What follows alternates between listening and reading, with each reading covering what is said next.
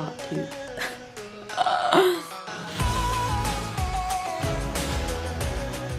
Hello and welcome to my visa video part 2.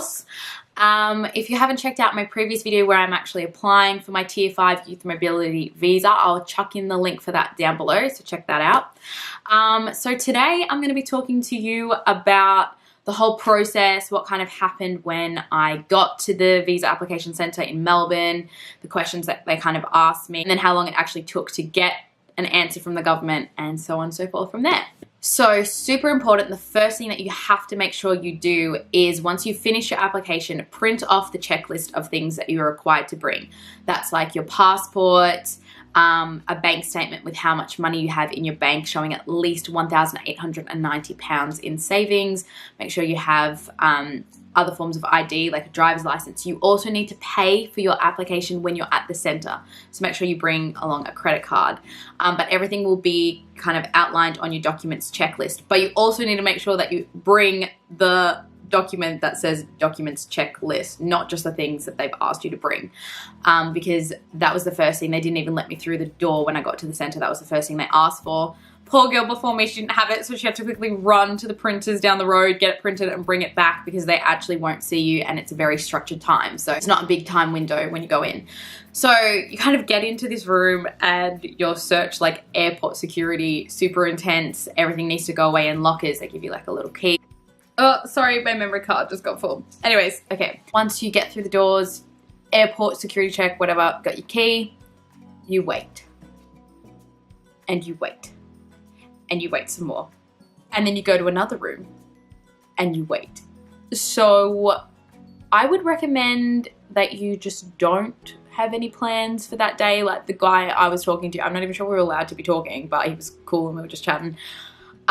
He had work in like an hour and he definitely was late. I was late for work. So yeah, kind of like take the whole day off if you need. You just don't know how long these things take. So once we got to the final room, there was 3 rooms that we had to wait in, and there was just like couches. It wasn't like we had to go through any more process. It was just waiting. So basically they call you up by your time slot. So if your time slot was 11:05, then that's how they'll call you up. So they're like, anyone at 11:05, you can come up now. But there was about 4 different people in my time slot, so I had to wait for them. So once you go up, you just kind of, it's very different from when I applied for my US visa. There they kind of quizzed me, being like, why do you want to come to America? Why don't you just study in Australia? Like, it was full on intense. You know, do you have a criminal background? For the UK youth mobility coming from Australia, it wasn't like that at all. They just kind of asked to see my passport, asked to see my bank statement. They just asked for the documents that I had, and then I had to pay for the visa application.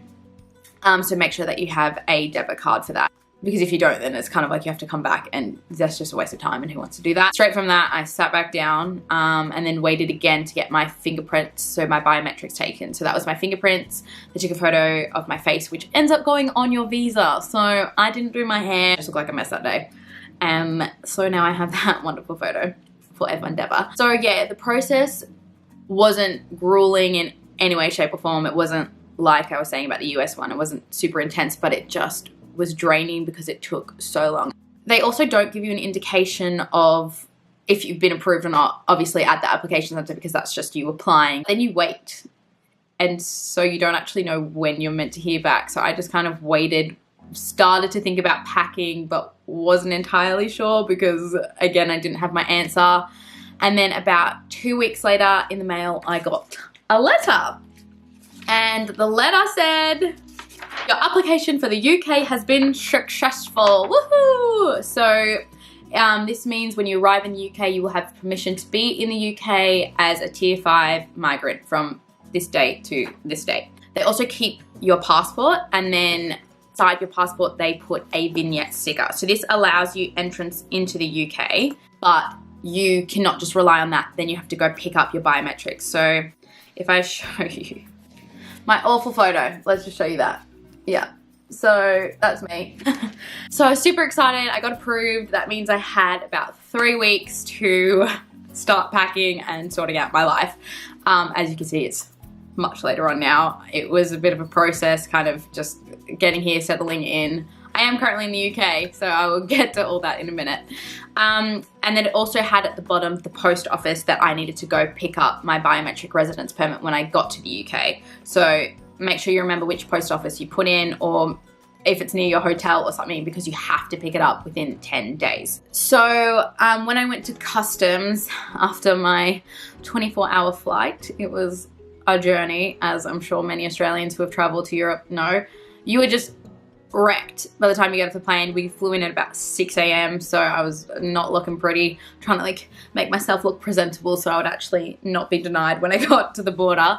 But they just asked for my passport.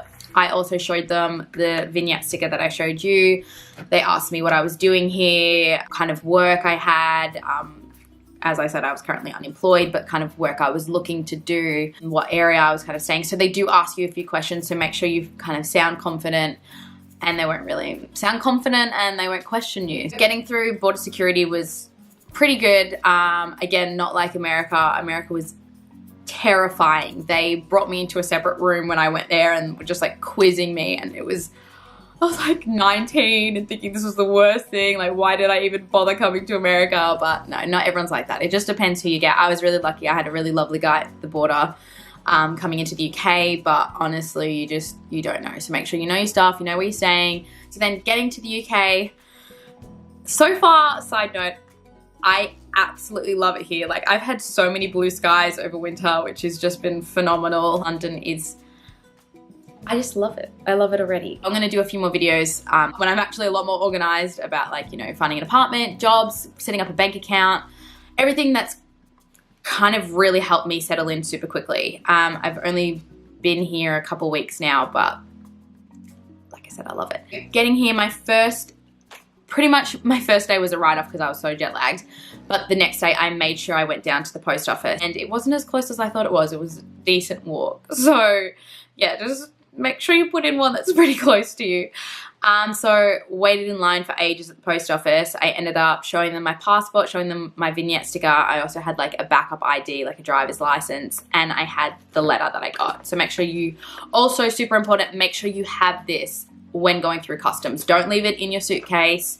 Don't leave it like just lying around. Bring it with you because you need to show them this, and it's just gonna cause you a whole lot of pain and trouble, and nobody wants that. So then after I showed them all that, they already had my BRP. They already had my BRP ready for me to collect. So they gave me a letter, and inside was my biometric residence permit with the same photo. Woohoo! So make sure you keep that on you at all times. I've had to use it currently because I'm looking for jobs to work with children, and you need to have a biometric residence permit to apply for a DBS, which is they're kind of working with children to check if you're from Australia. Keep this with you, don't lose it, don't show anyone. It's kind of like your identity card if you're from the States, and it's like your social security. Honestly, there was nothing that was too grueling about the process. Like, yes, from my previous video, if you watched, I was super stressed out.